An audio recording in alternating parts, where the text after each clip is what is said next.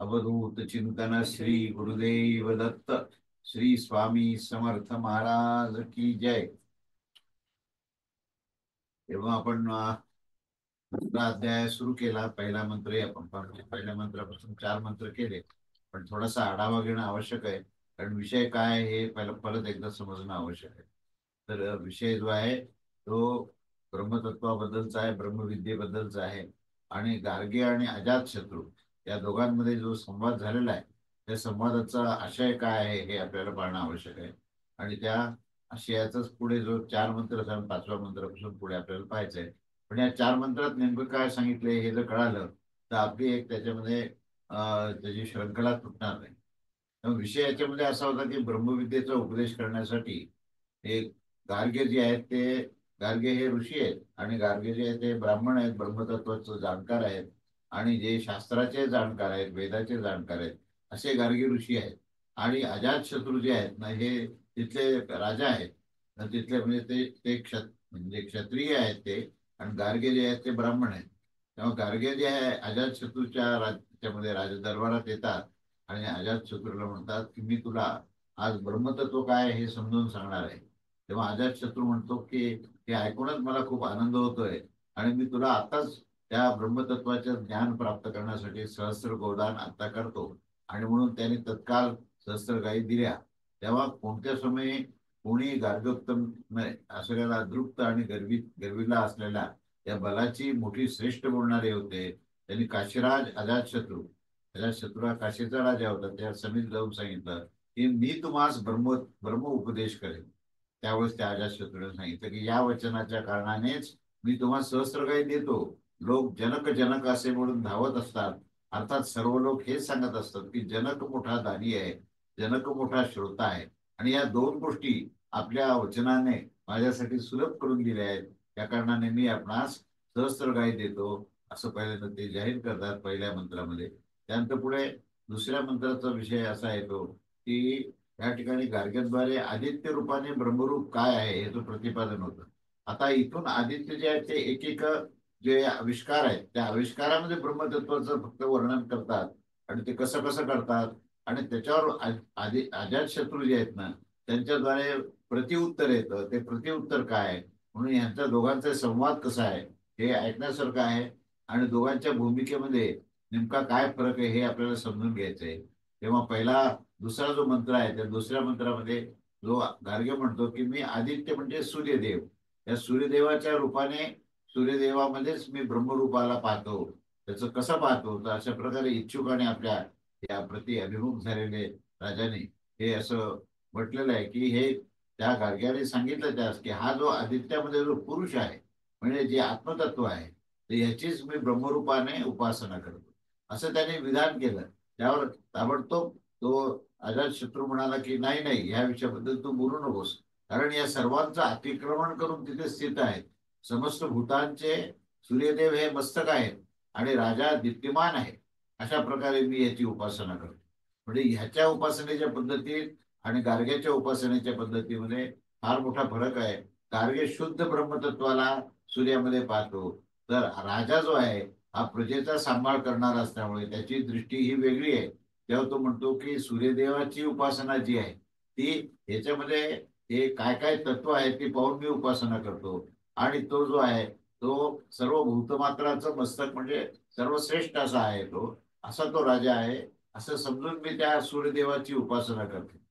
तेव्हा त्या ह्या असा संवाद झाल्यानंतर तिथे एक प्रकारे अजातशत्रू जो आहे तो त्याच्या त्या फक्त तो ब्रह्मतत्व म्हणतो की त्याला ते मान्य नाहीये, आणि मान्य नसल्यामुळे तो त्याला त्याचा आपला मत मांडतो तो.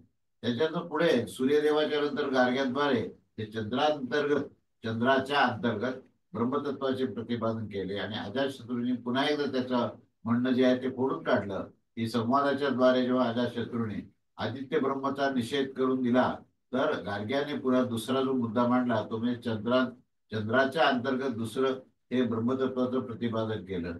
तेव्हा त्या ठिकाणी गार्गे म्हणतो की जो चंद्रमाच्या मध्ये जो पुरुष तत्व आहे त्याची मी ब्रह्मरूपाने उपासना करतो. त्यावर तसंच उत्तर अजातशत्रूने दिलं की नाही नाही ह्या विषयामध्ये बोलूच नका, कारण हा जो महान शुक्ल वस्त्रधारी सोमराजा आहे आणि अशा प्रकारे मी त्याची उपासना करतो की तो एक शुक्ल वस्त्रधारी आहे आणि तो राजा स्वरूपात त्याला मी पाहतो आणि मी त्याला सोमराजा म्हणून संबोधन करून त्या चंद्राची मी उपासना करतो. अशा प्रकारे ही माझी उपासना आहे. जो याची उपासना अशा पद्धतीने करत असतो त्याला नित्यप्राप्ती सोमसूत आणि प्रस्तुत अशा प्रकारचा होत असतो आणि त्याचे अन्न हे कधी क्षीण होत नाही. म्हणजे या ठिकाणी तो चंद्रामध्ये सुद्धा जी उपासना कशी करायची आहे की त्याला सोमराज समजून करायची आहे आणि त्याची उपासना का करायची आहे तर त्याच्यामध्ये जे सोमसूत आणि प्रस्तुत असे दोन जे त्याची नित्य त्याच्यापासून प्राप्ती होते आणि त्याच्यामुळे आपलं अन्न क्षीण होत नाही. म्हणजे इथे लाभालाभाचा प्रश्न आहे. इथे हे ब्रह्मतत्वाच्या व्यतिरिक्त त्या त्या देवतेंचं उपासना केल्यानंतर आपल्याला लाभ काय होतो आणि आपल्या प्रजेला लाभ काय होतो तर हे त्या ठिकाणी त्याचं विवेचन आहे. त्याच्यानंतर पुढे तिसऱ्या मंत्रामध्ये ते असं म्हणतात की या ठिकाणी गार्ग्याद्वारे आता विद्युत अभिमानी पुरुषाचं हे या ठिकाणी हे केलेलं आहे. त्याच्या आधी एक मिनिट. हा म्हणजे हे झालं तो विद्युत. विद्युत म्हणजे वीज, विजामध्ये असलेला जो पुरुष तत्व आहे त्याला तो ब्रह्मरूपात समजून तो त्याचं ब्रह्मतत्व कसं आहे याचं त्याने विवेचन केलं आणि अजातशत्रूंनी त्याच्यावर प्रत्याख्यान म्हणजे त्याचे प्रतिउत्तर देऊन त्याचं म्हणणं हे खोडून काढलंय. गार्ग्य काय म्हणाला की हा जो विद्युत आहे ना त्या विद्युतामध्ये जो पुरुष आहे आता इथं पुरुष तत्व म्हणजेच ब्रह्मतत्व आहे तर त्याचीच मी ब्रह्मरूपाने उपासना करतो. अशा त्या वर ताबडतोब अजातशत्रू म्हणाला की नाही नाही त्याची चर्चा करू नका. त्याची तर मी तेजस्वी रूपाने उपासना करत असतो. जो कोणी याची अशा प्रकारे उपासना करेल तो तेजस्वी होत असतो. त्याची प्रजा देखील तेजस्विनी होते. म्हणजे या ठिकाणी पुन्हा एकदा त्यांनी त्या विद्युत तत्वाला त्याने आपल्याला लाभ काय हे सांगितलं आणि गार्ग्याने काय सांगितलं की या विद्युत मध्ये शुद्ध ब्रह्माला मी पाहतो आणि त्याची उपासना करतो. म्हणजे प्रत्येक वेळेस जे आहे ते त्या ठिकाणी या दोघांच्या संवादामध्ये म्हणजे नेहमी गार्गे म्हणतो की मी तिथं शुद्ध ब्रह्म पाहतो आणि त्याची उपासना करतो आणि त्याच्यावर गार्गे म्हणतो की त्याच्यामध्ये काय वैशिष्ट्य आहे म्हणजे विशेषता काय आहे आणि त्या विशेषतेची उपासना केल्यानंतर आपल्याला लाभ काय होतो तर या ठिकाणी उपासनेच्या भूमिकेतच या ठिकाणी फरक आहे आणि त्याच्या लाभाबद्दल आणि असंच प्रकारची उपासना जर केली तर त्या अशा प्रकारच्या त्या राजाची प्रजा कशा प्रकारची होईल हे पण या ठिकाणी सांगतो. आता त्यानंतर पुढचा विषय जो आहे तो गाडग्यांद्वारे आकाश ब्रह्मतत्वाचा हा उपदेश आणि अजातशत्रूद्वारे त्याचे प्रत्याख्यान केले. तेव्हा या ठिकाणी पुन्हा एकदा विवेचन असे केले की गार्गे बोलला की हा जो आकाशामध्ये पुरुष आहे त्याची मी ब्रह्मरूपाने उपासना करत असतो आणि त्याची ती उपासना ती अजातशत्रूला ती म्हणजे पटली नाही, योग्य वाटले नाही. त्यामुळे त्याने त्वरित उत्तर दिलं की नाही नाही या विषयाबद्दल तू काहीही बोलू नको कारण मी त्याची पूर्ण आणि अप्रवृत्ती रूपाने उपासना करत असतो. जो कोणी याची अशा प्रकाराने उपासना करतो तो प्रजा आणि पशुने परिपूर्ण होत असतो आणि या लोकांमध्ये त्याच्या प्रजेचा उच्छेद कोणीही करू शकत नाही. म्हणजे ह्याची सांगण्याची जी धाटण आहे ह्याची सांगण्याची जी धारणा आणि भूमिका आहे ती भूमिका आपल्या प्रजेचा सांभाळ करत असताना या उपासनेचा नेमका लाभ आपल्याला काय होतो म्हणजे हा भौतिक लाभ त्या ठिकाणी हा पाहत असतो. त्याची दृष्टी भौतिक असते आणि देवदेवतांपासून आपल्याला किंवा आपल्या प्रजेला काय याच्यामध्ये लाभ होतो ही भूमिका आहे. परंतु गार्ग्य जो आहे तो असं लाभ आणि अलाभ ह्याच्याबद्दल काही सांगत नाही. तर मी शुद्ध ब्रह्माला त्याच्यात पाहतो आणि तसं पाहूनच मी त्या ब्रह्मतत्वाची उपासना करतो असं त्यांनी म्हटलेलं आहे. आणि त्याच्यानंतर आपण मागच्या वेळेस पाहिलं की आता ही पुढचा जो भाग आहे तो वायू तत्वाबद्दल आहे. तेव्हा आज आपण या पुढचा भाग पाहूया की वायू ब्रह्माबद्दल प्रतिपादन त्यांनी गार्ग्यांनी काय केलं आणि अजातशत्रूंनी त्याच प्रकारे प्रत्याख्यान काय केलं. तर मंत्र असा आहे की स होवाज गार्ग्यो य एवायाम वायू पुरुष एतमेवाहम ब्रह्मोता ब्रह्मोतपास इति स होवाजात अजात शत्रुमी मैतस्मिनं वदिष्ठा इंद्रौ वैकुंठो पराजितः सेनेति वा अहमे उपास इति स य एतमेवा उपासते जिष्णुर्हा परा जिष्णुर्भव भवत्यास्य जाय. आता या मंत्राचा शब्दशः अर्थ असा आहे की तो गार्ग्य म्हणाला की हे जे वायूमध्ये जो पुरुष आहे ना त्याची सुद्धा मी ब्रह्मरूपाने उपासना करतो. आणि नेहमीप्रमाणे उत्तर दिलं की त्यावर त्या अजातशत्रूने सांगितले की नाही नाही, या विषयाबद्दल तू काहीही बोलू नकोस. आणि अपराजिता सेना ह्या रूपाने मी त्याची उपासना करतो. जो कोणी अशा प्रकारची उपासना करतो तो विजयी होतो. कधीही त्याचा हार होणार नाही. आणि तो कुठल्याही शत्रूवर त्याचा विजय प्राप्त होतो. असं ह्या मंत्राचा हा शब्दशः अर्थ आहे. म्हणजे आतापर्यंत आपण काय संवाद काय चालू आहे आणि दोघांची भूमिका कशी वेगवेगळी आहे हे पाहत आलो. आता या मंत्राचा आपण आशय पाहूया की त्याच प्रकारे वायू, प्राण आणि हृदय ह्यामध्ये एकच देवता असते. आणि त्याचे विशेषण असं आहे की इंद्र, परमेश्वर, वैकुंठ जे काही विशेष रूपाने जे सहन न केल्या जाऊ शकणाऱ्या असल्यामुळे अपराजिता सेना, जी सेना पहिल्या दुसऱ्यांच्या द्वारे कधीही पराजित होत नाही. मरुत नामक देवतांचे गणत्व आणि एक समूह रूप होणे देखील प्रसिद्धच आहे. त्यामुळे या कारणाने त्यांना सेना सांगितल्या गेले आहे. आणि उपासनेचे फल देखील अशा प्रकारचे सांगितले की जिष्णू, जिष्णू म्हणजे जयनशील, अपराजिष्णू, जो दुसऱ्यापासून कधीही पराजित न होणारा असा तो स्वभाववाला. आणि अन्य अन्यतस्त ज्याई अनसत्य अर्थात शत्रूंना जिंकणारा असा तो होतो. त्यामुळे हा त्याचा लाभ आहे. पण त्याने पुन्हा एकदा त्याचा लाभ काय आहे तो सांगितला. त्याचा आता पुढचा मंत्र आहे. गार्ग्याद्वारे अग्निब्रह्माचं प्रतिपादन आणि अजात शत्रूद्वारे त्याचे प्रत्याख्यान. प्रत्याख्यान म्हणजे ते त्याचं प्रतिउत्तर आहे. प्रतिउत्तर म्हणजेच त्याचं त्याच्या विपरीत उत्तर, त्याच्या विरुद्ध उत्तर त्याने दिलेले. तर मंत्र असा आहे. स होवाच गार्ग्यो य एवायम अग्नौ पुरुष एतमेवाहं ब्रह्मोपास इति स होवाचा जातशत्रु शत्रुर्मा मे तस्मिन् संविदष्टा विषा सहिरति वा अहमेत उपास इति सय एतमेवा उपास्ते विषसहि हि भवति विषसहि हास्य प्रजा भवति. त्यावर त्याचा अर्थ असा आहे की तो गार्ग्य म्हणाला की हा जो अग्निपुरुष आहे, या अग्नीमध्ये जे पुरुष तत्व म्हणजे जे ब्रह्मतत्व आहे त्याला त्याचं मी ओळख करून घेतो. आणि त्या ब्रह्मतत्वाची अग्नीमध्ये त्या ब्रह्मरूपाने मी त्याची उपासना करत असतो. असं त्यांनी अग्नीमध्ये ब्रह्मतत्व कसं आहे हे अगदी थोडक्यात एका वाक्यात सांगितलं. त्यावर अजातशत्रूने म्हटलं परत एकदा की नाही नाही, या विषयावर तू काही बोलू नको. याची तर विषयासही रूपाने उपासना करतो. याच्यामध्ये काय विषय आहेत आणि काय लाभ आहे अशी भूमिका घेऊन मी त्याची उपासना करतो. आणि माझ्यासारखी जो कोणी ह्याची अशा प्रकारे उपासना करत असतो तो निश्चितच त्याच्याशी एकरूप होऊन जात असतो. आणि त्याची प्रजा देखील तशीच होऊन जाते. म्हणजे अग्नीसारखी ती दैदिप्यमान होते. तेव्हा अग्नीची उपासना ही आपल्याला असलेल्या कामना तृप्ती करता आहे. आणि तू जे म्हणतोस की त्याच्यामध्ये मी ब्रह्मतत्व पाहून ब्रह्माची उपासना करतो, तर असं म्हणणं जे आहे ते खरं नाहीये. ती अयोग्य आहे. तेव्हा या 7व्या मंत्राचा आशय असा आहे की अग्नी, वाक आणि हृदय या एकाच देवतांनी युक्त आहेत. त्याचे विशेष अन्याय सहन करणार, अन्याय अन्याय सहन करणारा असा होतो. पूर्ववत अग्नीची बहुलता होण्याच्या कारणाने त्याच्या फळाची देखील बहुलता आहे. म्हणजे अगदी त्याच पद्धतीने त्याचं हे विवेचन आहे. त्यांचं पुढे 8वा मंत्र. गार्ग्याद्वारे जलांतर्गताचे हे ब्रह्मचे प्रतिपादन आणि अजात शत्रूद्वारे त्यावरचे त्याचे ते प्रत्याख्यान. तर मंत्र असा आहे 8वा.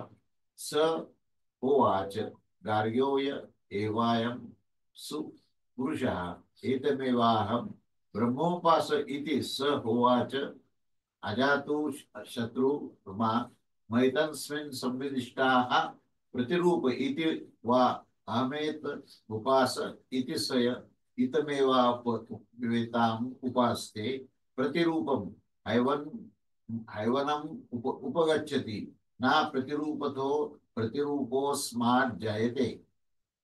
त्याचा अर्थ असा आहे तो गार्गे म्हणाला की त्या जलामध्ये जो पुरुष आहे त्या पुरुषाचं मी समोर माझ्या मानस पटलावर आणतो. माझ्या मनचक्षुने त्या जलामध्ये असलेले जे ब्रह्मतत्व आहे त्या ब्रह्मतत्वाला मी पाहतो प्रत्यक्ष. आणि मग ते दृश्य मला जलामध्ये दिसल्यानंतर मी त्यालाच ब्रह्मरूपाची ब्रह्मरूप समजतो आणि ब्रह्मरूपाने मी त्याची उपासना करतो. म्हणजे ही जी भूमिका आहे ना हे आपल्याला कळणं आवश्यक आहे की प्रत्येक तत्वामध्ये ते ब्रह्मतत्व आहे. आणि मूळ सिद्धांतच ब्रह्मतत्वाचा असा आहे की ते सर्वत्र म्हणजे अधिष्ठानामध्ये त्या ब्रह्मतत्वाच्या व्यतिरिक्त काहीच नाही. तुम्ही कोणतंही तत्व घ्या, त्याच्यामध्ये ते ब्रह्मतत्व अनुस्यूत आहे. त्या अधिष्ठानावरच त्याचा आविष्कार झालेला आहे. आणि तो जशी प्रकृती धारण करेल त्याप्रमाणे त्याचा आविष्कार आहे. त्या ब्रह्मतत्वाने जेव्हा जलतत्वाला धारण केलं तर तो ब्रह्मतत्व त्या जलतत्वामधला पुरुष दिसतो. आणि असं पाहणारा जो आहे ना, तो सिद्ध पुरुष आहे. तो गार्गी हा सिद्ध पुरुष आहे. त्यामुळे तो अधिक बोलत नाही, अधिक वर्णन करत नाही. तर तो हेच सांगतो की त्या जलामध्ये मी ब्रह्मतत्वाला पाहतो आणि म्हणून मी त्या ब्रह्मरूपाने त्याची उपासना करतो. त्यावर पुन्हा एकदा त्या अजातशत्रूने सांगितले की नाही नाही, या विषयाबद्दल तुम्ही बोलूच नका. ह्याचे मी प्रतिरूप रूपाने ही प्रतिरूप रूपाने उपासना करत आहे. जो कोणी याची अशा प्रकारे म्हणजे प्रतिरूप घेत त्याने गृहीत धरलेलं आहे की त्याचं जे प्रतिरूप म्हणजे काय, तर प्रतिरूप म्हणजे याचा जो लाभ असतो आपल्याला, त्या लाभामध्ये त्याला आम्ही पाहतो. जल जे आहे, जलाचं प्राशन करणे, जल ग्रहण करणे, जलाचा विनियोग आपल्या सर्व प्रकारच्या या दररोजच्या ज्या गरजा आहेत त्या गरजा पूर्ण करण्याकरता मी जे करतो, तर त्या गरजा ह्या प्रतिरूप आहेत. म्हणून ती प्रतिरूप कामना पूर्ण करण्याकरता जो प्रयत्न आहे ती ह्याची उपासना आहे. त्यामुळे जो कोणी अशा प्रकारची उपासना जलाची करेल त्याच्याजवळ तो प्रतिरूपच म्हणजे त्याचा लाभरूपानेच येतो. आणि लाभ प्राप्त करणं हा आपला उद्देश आहे असं त्या अजातशत्रूचं म्हणणं आहे. म्हणून ते अप्रतिरूप आहे, त्यामध्ये नाही तर त्याचे प्रतिरूप पुत्र उत्पन्न होत असतात. म्हणजे जल आशय असा आहे बरं का, की जल, वीर्य आणि हृदय याच्यामध्ये एकच देवता आहे. त्याचे विशेषण आहे प्रतिरूप, अद्रूप अथवा श्रुती आणि स्मृती याच्या अनुकूल त्याच्या उपासनेचे फल त्याचे जवळ अर्थात श्रुती स्मृतीच्या आज्ञेच्या अनुरूप पदार्थच जाता प्राप्त होत असतो. तेव्हा त्याच्या हे विपरीत नाही. याच्याशिवाय त्याच्यापासून तसाच पुत्रही उत्पन्न होतो. आणि पुत्र सुद्धा त्या तत्वाचं म्हणजे जे जलतत्व आहे त्या जलतत्वाची त्याच प्रकारे तो उपासना करतो. आणि पुत्राला सुद्धा तसा प्रकारचा लाभ होतो. म्हणजे या ठिकाणी तेच वर्णन केलेलं आहे की माझी प्रजा सुद्धा माझ्या म्हणण्याप्रमाणे ती उपासना करते आणि माझी प्रजा सुद्धा त्याचा पूर्ण लाभ घेते असे या ठिकाणी म्हटले आहे. पुढे गाडगेद्वारे आदर्शांतर्गत ब्रह्मचे प्रतिपादन केले आहे आणि त्यावर अजातशत्रूचा प्रत्याख्यान. आता इथे आदर्शाच्या अंतर्गत जे ब्रह्मतत्व आहे त्याचं या ठिकाणी प्रतिपादन केले आणि त्याच्यावर पुन्हा एकदा अजातशत्रूचं प्रत्याख्यान. तर मंत्र असा आहे की स होवाच गार्ग्यो य एवायम आदर्शे पुरुष एतमेवाहम ब्रह्मोपास इति स होवाचा जात अजातशत्रुर्मा महितास्मिन् संविदिष्टा रोचिष्णु रीति वा अहमेत उपास इति स एतमेवा उपास्ते रोचिष्णु हि भवति रोचिष्णुर्हास्य प्रजा भगवत्यथो यैः सन्निगच्छति सर्वां स्थान अतिरोचते. अर्थ असा आहे की जो गार्ग्य म्हणाला की हा जो दर्पणात पुरुष आहे त्याची मी ब्रह्मरूपाने उपासना करतो. म्हणजे जे आपण प्रतिबिंब पाहतो ना, तर त्या प्रतिबिंबामध्ये त्या तत्वाला पाहणं म्हणजे याचा अर्थ असा आहे की जी काही प्रकृती आहे, जे काही ब्रह्मांड तुम्हाला दिसतं, तर ब्रह्मांड हे ब्रह्मतत्वाचं दर्पणामध्ये असलेलं जे रूप आहे. म्हणजे ज्या ठिकाणी जी सृष्टी आहे किंवा जे अनंत नाम रूपात्मक जे जगत आहे त्या जगतामध्ये सुद्धा ते ब्रह्मतत्व केवळ अधिष्ठानामध्येच नाहीये, तर ते आविष्कारामध्ये आहे. म्हणजे तो आविष्कारात सुद्धा ब्रह्मतत्वाला पाहतो. म्हणजे ही फार मोठी गोष्ट आहे. म्हणजे दर्पणात सुद्धा जो पुरुष आहे, आपण दर्पणात आपल्यालाच पाहत असतो, पण आपल्याला पाहत असताना त्या आपल्या आपल्या अस्तित्वाचं जे काही प्रतिबिंब आहे त्या प्रतिबिंबामध्ये ज्यावेळेस मनुष्य त्याच्यातलं जे अधिष्ठान रूप ब्रह्मतत्व आहे त्याला पाहतो, तेव्हा त्याचं अनुभव काय येतो की हा दर्पणात असलेला जो पुरुष आहे तोच तेच ब्रह्मतत्व आहे. आणि म्हणून त्याची उपासना ही ब्रह्मरूपाने करता येते असं त्याचं गार्गेचं म्हणणं आहे. त्याच्यावर पुन्हा एकदा अजातशत्रू म्हणतो की नाही नाही, या विषयावर तू बोलूच नको. त्याचं कारण असं आहे की मी रोचिष्णू म्हणजे दैदिप्यमान रूपाने उपासना करत असतो. जो कोणी याची अशा प्रकारे उपासना करते म्हणजे त्याला रोचिष्णू म्हणजे दैदिप्यमान रूपाने तो पाहत असतो. आणि त्या दैदिप्यमान रूपाची तो उपासना करत असतो. आणि म्हणजे काय, याचा अर्थ असा की तुम्ही ज्यावेळेस दर्पणात पाहता त्यावेळेस तुम्ही तुम्ही कसे दिसता, आणि त्या दिसण्यामध्ये तुम्ही छान दिसता का, दैदिप्यमान दिसता का, तेजस्वी दिसता का, ह्याची तुम्ही काळजी घेता. आणि मग स्वतःच्या रूपाला तशा प्रकारचं दैदिप्यमान दिसण्याकरता सगळ्या प्रकारचा प्रयास करता. आणि ज्यावेळेस ते दैदिप्यमान दिसायला लागतं तेव्हा तुम्ही त्याची उपासना करता. म्हणजे आपण स्वतःची स्वतः उपासना आहे, त्या ठिकाणी त्याच्या अधिष्ठानाची उपासनाच नाहीये. आणि म्हणून त्या दैदिप्यमान रूपाची उपासना, रुचिष्णू असा शब्द वापरलाय, त्याची तो करत असतो. आणि पुढे तो त्याचाही पुन्हा पुरस्कार करतो की जो कोणी याची अशा प्रकारे उपासना करेल तो निश्चितच रुचिष्णू होत असतो. म्हणजे तो खरोखर व्यवहारात सुद्धा अशा प्रकारची त्याची उपासना जर त्यांनी त्या रूपाची जर केली तर तो स्वतः व्यवहारात सुद्धा रुचिष्णू होतो. म्हणजेच तो दैदिप्यमान रूपाने सगळ्या समाजामध्ये तो फिरतो. तसंच त्याची प्रजा देखील रुचिष्णू होते. प्रजेने सुद्धा अशाच प्रकारचं छान राहिलं पाहिजे, चेहरा उत्तम केला पाहिजे. आता हा सगळा भर जो आहे ना, तो दर्पणात दिसणारा जो चेहरा आहे त्या दर्पणात दिसणाऱ्या चेहऱ्याने तेजस्वी दिसलं पाहिजे असा आग्रह आहे. आणि त्या आग्रहामध्ये त्यांनी सांगितलं की अशी तुम्ही उपासना करा की छान छान तुम्ही चेहऱ्याची निगा ठेवा आणि सगळ्या प्रकारे त्या चेहऱ्याला हा तेजस्वीपर्यंत करा आणि मग त्याला पहा. आणि मग दिसणारा जो चेहरा आहे तर त्याची उपासना करावी, त्याचं तुम्ही अवलंबन करा. आणि असं माझ्या प्रजेनी केलं पाहिजे तर ती सुद्धा दैदिप्यमान होईल. म्हणजे ही उपासनेची पद्धत ही अजातशत्रू सांगतो. तर त्याची प्रजा देखील ती रुचिष्णू म्हणजे दैदिप्यमान होईल असं त्यांनी सांगितलंय. आणि ज्यांच्याशी संगम होत असतो त्या सर्वांनाच वाढवत ते सर्वच दैदिप्यमान होत असतात असं या ठिकाणी सांगितलं. तेव्हा याचा जो आशय आहे तो आशय असा आहे की स्वभावतः स्वच्छ दर्पण आणि तसेच खड्गादी अन्य पदार्थामध्ये तसे स्वभावतः शुद्ध सत्वरूप हृदयामध्ये एकच देवता असते. आणि त्याचे जे विशेषण आहे ते विशेषण रुचिष्णू अर्थात दीप्तिशाली असते.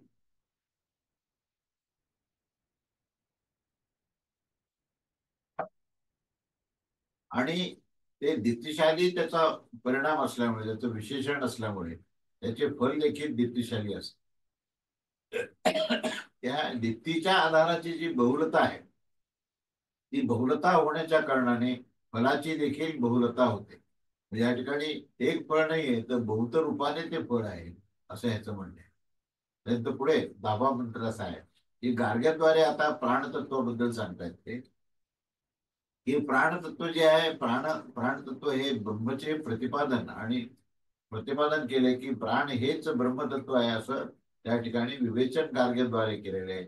आणि अजातशत्रूद्वारे त्यावरील प्रत्याख्यान केलेले त्याचं प्रत्युत्तर दिले.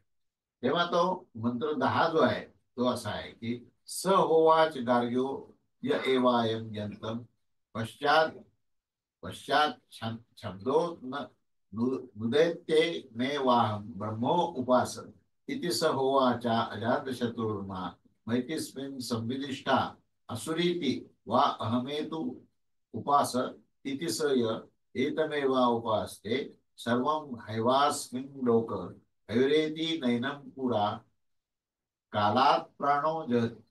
अर्थ असा आहे की जो गार्गे बोलला तो गार्गे आता यावर असं म्हणाला की जाणणाऱ्याच्या मागे जो हा शब्द उत्पन्न होत असतो त्याच मी ब्रह्मरूपाने उपासना करतो. म्हणजे जाणणारा म्हणजेच तो ज्ञानी, तो त्याला ज्ञान प्राप्त झालेला आहे. आणि त्या ज्ञान प्राप्त झाल्यानंतर त्याच्या संदर्भात जे संबोधन आहे ते संबोधनालाच मी ब्रह्मरूपा समजतो. आणि त्या संबोधनालाच मी ब्रह्मरूपाने उपासना त्याची करतो. त्यावर अजातशत्रू म्हणतो की नाही नाही ह्या विषयाबद्दल तू काही बोलू नको, याची तर मी प्राणरूपाने उपासना करतो. म्हणजे जो कोणी याची अशा प्रकारे उपासना करेल तो ह्या लोकांमध्ये पूर्ण आयुष्य प्राप्त करत असतो. हा प्राण वेळेच्या पूर्वी कधीही सोडत नसतो असं आता अजातशत्रूचं म्हणणं आहे. आता आपण आजच्या काळात सुद्धा पाहतो की प्राणायामाचा अभ्यास करणारे जे लोक आहेत तर त्याच्यामध्ये मुख्य काय ते यांत्रिक पद्धतीने प्राणायाम करतात. आणि त्याचे योगगुरू सुद्धा त्यांना अनुलोम विलोम किंवा तत्सम जे अनेक प्रकारचे प्राणायाम आहेत तर ते प्राणायाम शिकवतात. आणि त्या प्राणायामाचा म्हणजे प्राणाची उपासना आहे ती.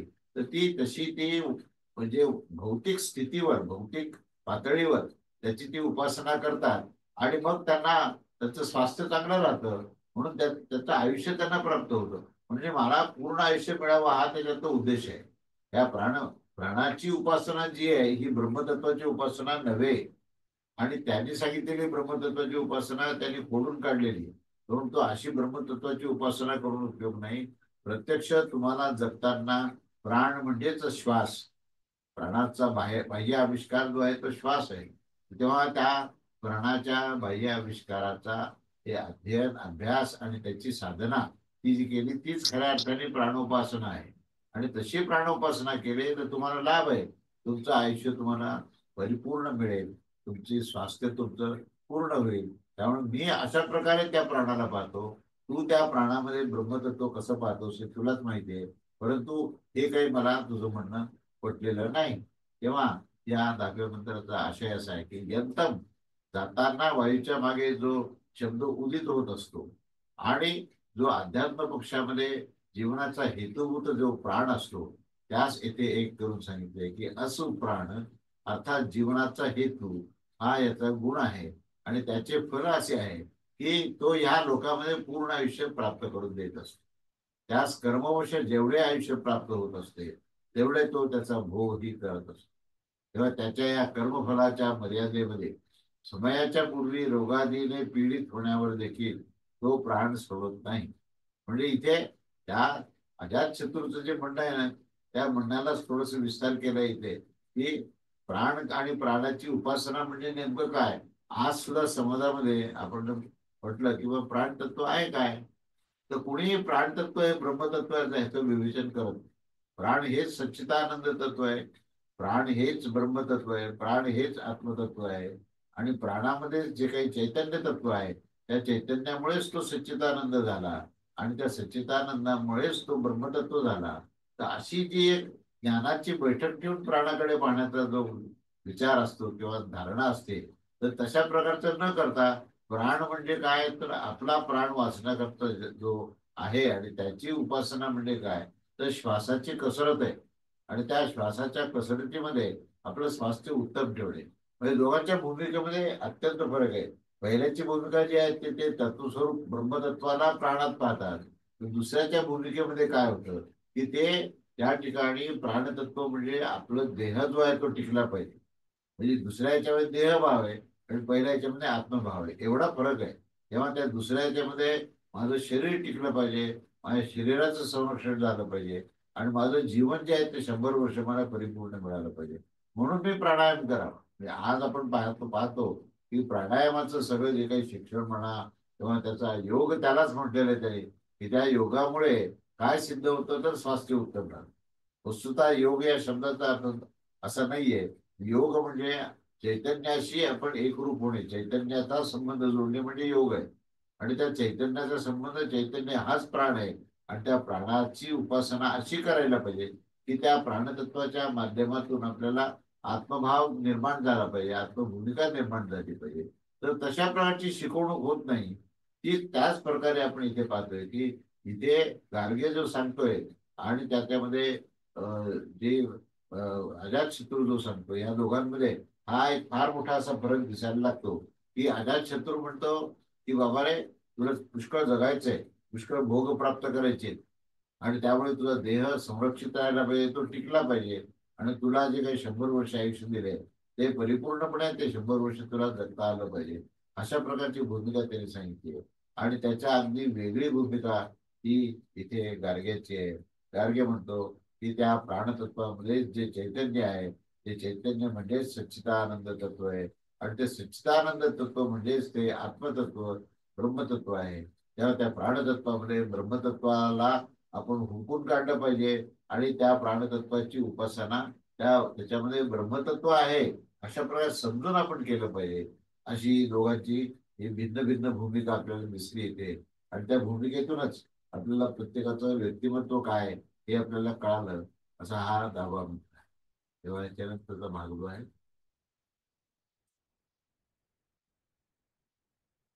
हा. आता पुढे जो आहे तो गार्ग्याद्वारे दिग्ब्रह्माचे प्रतिपादन केले आणि अजातशत्रूद्वारे त्याचे प्रत्याख्यान केले. दिग म्हणजे दिशा तर दिशेमध्ये ब्रह्मतत्वाला त्यांनी पाहिलेलं आहे आणि त्या दिशेमध्ये असलेल्या ब्रह्मतत्वाच्या संदर्भात त्याचं प्रतिपादन आहे आणि त्याच्यावर पुन्हा एकदा अजातशत्रूंनी त्याचं प्रत्याख्यान केलं. म्हणजे इथे प्रत्येक वेळा आपण एक पाहतो की अजातशत्रू जो आहे ना, तो त्याचं महत्व हे भौतिक दृष्ट्या सांगतोय आणि गार्ग्याने त्या तत्वाबद्दल जे महत्व सांगितले ते आत्मतत्वाच्या अध्यात्म दृष्टीने त्यांनी सांगितलंय. दोघांच्या भूमिकेमध्ये हा मोठा फरक आहे. तेव्हा दिग्ब्रह्म म्हटलं जेव्हा दिशेमध्ये असलेलं ब्रह्मतत्वाचं इथे प्रतिपादन आहे आणि अजातशत्रूचं जे प्रत्याख्यान म्हणजे त्याचं प्रतिउत्तर जे दिलंय तर त्या दिशेचा लाभ आपल्याला काय हे सांगितलं. तो एक लाभ आणि अलाभाचा विषय आहे. तर एक जो आहे तो आत्मस्थिती आत्मभाव आणि ब्रह्मस्थितीबद्दल सांगितलेला आहे. असा हा मोठा फरक आहे. तेव्हा मंत्र असा आहे, स होवाच गार्ग्यो स एवायम दिक्षु पुरुष एतमेवाहम ब्रह्मोपास इति स होवाच्या अजातशत्रुर्मा मैतास्मिन् संविदिष्टा द्वितीयो न पग इति वा अहमेतुम् उपास इति स एतमेव उपास्ते द्वितीय वान्नः भवति तस्मात् गणच्छी छिद्यते. त्याचा अर्थ असा आहे की तो गार्गे म्हणाला की ह्या ज्या दिशा आहेत त्या दिशामध्ये मी ब्रह्मतत्वाला पाहतो आणि तो आत्मरूपामध्येच तुम्हाला दिसतो आणि त्या दिशेमध्ये असलेला जो पुरुष तत्व आहे म्हणजेच ब्रह्मतत्व आहे त्याच मी ब्रह्मरूपाने पाहून त्याची ब्रह्मरूपाने उपासना करतो. ती नेहमीप्रमाणे त्यांनी ही भूमिका सांगितली. बाकी काही विश्लेषण नाहीये बाकी दिशे आणि तो कमीत कमी शब्दात सांगतोय त्याने फारही मोठं विवेचन केलेलं नाहीये. पण तो जो सांगतो तो त्या तत्वामध्ये म्हणजे ते जरी भौतिक तत्व किंवा दृश्यमान तत्व जरी असलं किंवा अनुभवात येणारं जरी तत्व असलं तरी त्याच्यामध्ये जे अव्यक्त जे चैतन्यमय आणि शाश्वत तत्व आहे ते शाश्वत तत्वाला पाहण्याची दृष्टी ही त्या ठिकाणी गार्ग्य ऋषीची आहे. तेव्हा अशाश्वत तत्वामध्ये शाश्वताला पाहणं ही दृष्टी आहे त्याची. तेव्हा ब्रह्मांडामध्ये तेव्हा जगतामध्ये आपण नामरूपात्मक अनंत पदार्थ पाहतो आणि त्या पदार्थामध्ये आपण पाहतो की त्यात उत्पत्ती स्थिती लय आहे, परिवर्तन चालू आहे, अशाश्वतता आहे. पण त्या सर्व अशाश्वत तत्वामध्ये शाश्वत तत्व हे निश्चित आहे आणि अशाश्वत मध्ये शाश्वताला पाहणे हे त्याचं त्या सिद्ध पुरुषाचं लक्षण आहे. म्हणून कुठलाही जीव मात्र असो प्राणी मात्र असो त्याच्यामध्ये तेच एक परमेश्वर तत्व आहे असा जो काही सिद्धांत मांडलाय तर तो केव्हा आपल्याला अनुभवायला येईल तर त्या प्रत्येक प्राणी मात्र जीव मात्राच्या आपण नेत्रामध्ये जर पाहिलं तर त्याच्यामध्ये असलेलं जे आत्मतत्व आपल्याला दिसेल. त्या नेत्रामधून जो भावना असते जी संवेदना असते नेत्रामधून जे शाश्वतता असते नेत्रामधून जे एक चैतन्य असतं तर ते चैतन्य म्हणजेच ते ब्रह्मतत्व त्यातलं आहे. म्हणून कुठल्याही व्यक्तीला किंवा कुठल्या प्राण्याला सुद्धा पाहताना तुम्ही त्या दृष्टीत पहा आणि त्या दृष्टीमध्ये दृष्टा दिसेल आणि दृष्टा हाच ब्रह्मतत्व आहे. तेव्हा त्या ब्रह्मतत्वाला पाहण्याची तुमची भूमिका असली धारणा असली तर तुम्हाला ब्रह्मतत्व दिसेल. ब्रह्मरूपाने तुम्ही त्याच्याकडे पाहू शकाल आणि एकदा ब्रह्मरूपाने पाहिलं तर त्याच्याबद्दल एक प्रकारचं प्रेम असेल. ते प्रेम आणि भक्ती आणि जो स्नेह आहे तीच उपासना आहे. त्या उपासनेचा अर्थ या ठिकाणी असा आहे की जी आत्मीयता वाटते जी त्याच्याबद्दलच आत्मस्वरूपता वाटते तर ती वाटणं हीच उपासना आहे. तेव्हा या दिशेमध्ये जो पुरुष आहे त्यामध्ये ब्रह्मरूपाने माझी दृष्टी येते आणि त्यात ब्रह्मतत्व दिसतं मला आणि त्या ब्रह्मतत्व दिसणाऱ्या त्या ब्रह्मतत्वाला जे आहे ते मी पाहत असतो. त्यावर अजातशत्रू पुन्हा एकदा म्हणतो की नाही नाही हे ह्या विषयाबद्दल तू काहीही बोलू नकोस कारण याची द्वितीय आणि अनपग रूपाने उपासना मी करत असतो. जो कोणी अशा प्रकारची उपासना करतो तो द्वितीयवान होतो आणि या गणचा तो विच्छेद होत असतो. म्हणजे या ठिकाणी आशय असा की दिशा कर्ण आणि हृदय याच्यामध्ये एकच देवता असते आणि त्या देवतेचं नाव आहे अश्विनी कुमार. जो कोणी वियुक्त होणारा नाही विभक्त होणारा नाही म्हणून त्या देवतांचे गुण जे आहेत ते द्वितीयत्व म्हणजे त्याच्यामध्ये देवता आणि जो त्या देवतेची उपासना करणारा असे दोन त्या ठिकाणी भिन्न राहतात. भिन्न राहिल्याशिवाय भौतिक आपल्याला लाभ मिळत नाही. त्या ठिकाणी द्वैतवाद जो येतो किंवा द्वैताच्या उपासनेचा विषय येतो तर त्या ठिकाणी दोन तत्व आहेत जे द्वैतवादाचा सिद्धांताचा जो पुरस्कार करतात तर त्यांना भौतिकवादामध्येच लाभ असतो. त्यामुळे ते द्वितीयत्व प्राप्त होतं असा अजातशत्रू सांगतो. कारण की दिशा ही जी आहे ती त्या ठिकाणी दिशा त्या ह्या भिन्न भिन्न ज्या दिशा कर्ण आणि हृदय अशा तिन्हीमध्ये तो देव कोण असतो तर तो अश्विनी कुमार असतो. आणि त्या अश्विनी कुमाराची उपासना का करायची आहे, तर त्या ठिकाणी त्याचे जे द्वैत जो भाग आहे तो द्वैताचा त्याला लाभ आहे. म्हणजे लाभ सांगताना त्यांनी द्वैतवादाचा पुरस्कार केलेला आहे. आणि दोन्हीलाही हा धर्मवाला आहे असं सांगितलंय. आता द्वैत आणि अद्वैत हा विषय खूप मोठा आहे. आणि अद्वैत सिद्धांत जे मांडले त्यांनी द्वैताबद्दल काय सांगितले, आणि द्वैतांनी सुद्धा भक्तीचा पुरस्कार करताना त्याचा द्वैतच किती महत्वाचं आहे हे सांगितलं. की मी आणि भक्त, हे आम्ही म्हणजे भक्त आणि भगवंत हे दोन वेगळे झाल्याशिवाय भक्ती होईल कसे, अशा प्रकारच्या द्वैतवादाचा पुरस्कार आहे. आणि भक्ती म्हणजे जो विभक्त नाही तो भक्त, म्हणजे जो एकरूप झाला तोच भक्त होऊ शकतो, असं अद्वैत सिद्धांताने सांगितलंय. संबंध भगवद्गीता जी आहे ती अद्वैत सिद्धांताबद्दल सांगितली. अद्वैतामृतवर्षिणी भगवती असं म्हटलंय त्याला.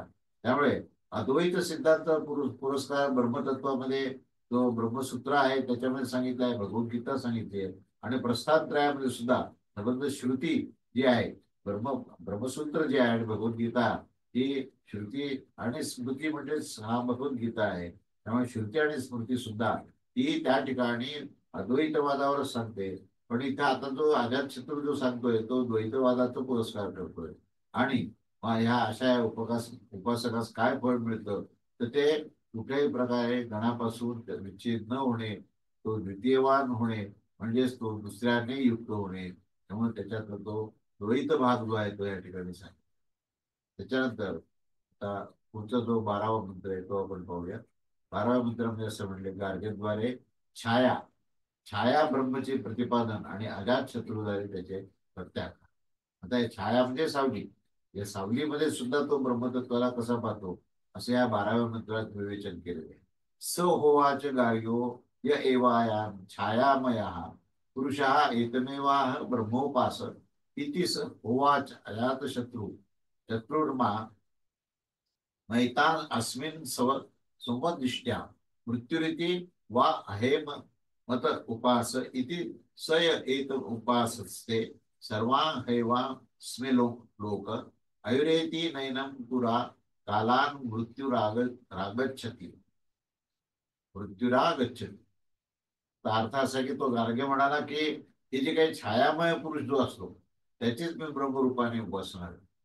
पुन्हा त्यावर ताड करतो. अजातशत्रू नेहमीप्रमाणे म्हणाला की नाही नाही, ह्या विषयाबद्दल तू काही सांगू नको, कारण ह्याची तर मी मृत्यूरूपाने उपासना करतो. ही छाया म्हणजेच मृत्यू असं मला मला वाटतं. आणि म्हणून ह्या मृत्यूदेवता आहे ही छाया म्हणजे, असं समजून मी त्याची उपासना करतो. आणि जो कोणी अशा प्रकारची जी उपासना करत असतो तो या संपूर्ण लोकांमध्ये लोकांमध्ये संपूर्ण आयुष्य तो प्राप्त करत असतो, कारण तो मृत्यूला ओळखतो. त्यामुळे त्याच्याजवळ वेळेच्या आधी कधीही मृत्यू येत नाही. म्हणजे पुन्हा एकदा त्यांनी तो लाभ सांगितला. म्हणून या ठिकाणी त्याचा आशय असा आहे की छायेमध्ये म्हणजे बाह्य अंधकारामध्ये आणि शरीरांतर्गत जे अवर्णरूप अज्ञानामध्ये आणि हृदयामध्ये देखील एकच देवता असते.